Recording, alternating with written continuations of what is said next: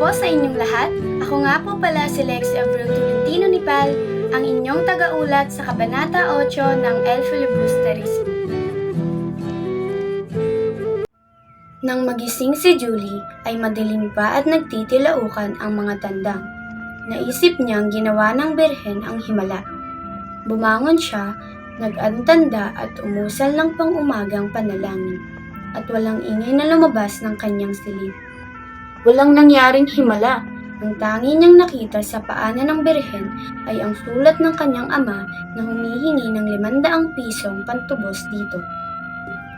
Walang magagawa si Julie kundi ang umalis. Natutulog pa ang kanyang inko, kaya nagluto siya ng salabat. Katakataka, kalmado siya, hindi tulad ng nagdaang gabi na balisa. Ibig pa nga niyang matawa. Hindi naman malayo ang kanyang pupuntahan, makakadalaw siya sa kanyang ingkong tuwing makalawa at alam niyang matagal-tagal ng batid ni Basilio ang sinapit ng kanyang ama. Kapag doktor na ako at mag-asawa na tayo, hindi na kailangan ng inyong ama ang kanyang lupain. Alos sa kanya ni Basilio at kinagalitan niya ang sarili dahil sa kanyang pananangis kagabi. Nasalat niya ang agnos, hinagkan iyon ngunit agad nangamba na siya ay mahawa dahil ang brilyante at esmeradang alahas ay galing sa isang ketongin. Kung magkagayon, naisip niya hindi na siya makakasal kay Basilio. Maliwanag na, nakaupo ang kanyang ingkong sa isang sulok. Pinagmamasdan ang kanyang paghahanda sa pag-alis. Binuhat niya ang tampiping naglalaman ng kanyang mga damit, saka nakangiting nagmano sa kanyang ingkong. Walang imik na binasbasan niya ito. Pagbalik ni Ama, sabihin ninyong nakapasok din ako sa kolehiyo. Nagsasalita ng Espanyol ang amo ko at iyon ang pinakamurang kolehiyo na nakita ko. Ibig niyang pabirong sabihin sa kanyang ingkong. Ngunit namuuna ang luha sa mga mata ng matanda, kaya sinunong na niya ang tampipi at mabilis na nanaog.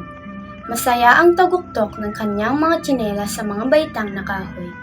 Ngunit nang malayo na, lumingon siya sa dakong kinaroroonan ng kanilang bahay na ngayon pinaglahuan ng mga huling pangarap ng kanyang kabataan at ng mga unang minimithi ng kanyang pagdadalaga.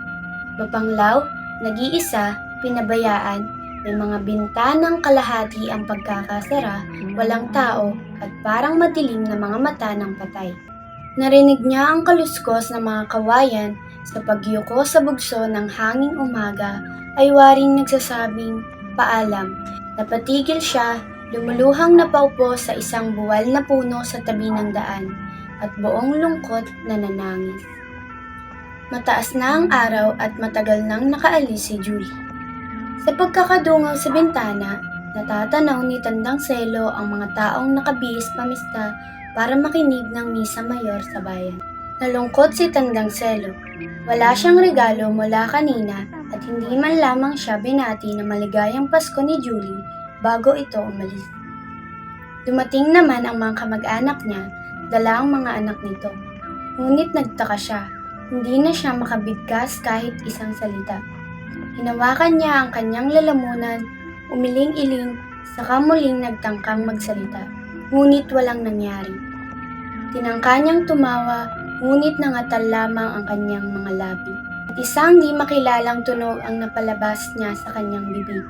Gulilat na nagkatinginan ang mga babaeng kamag-anak. Pide, pide. Hilakbot na nasigaw ng mga ito.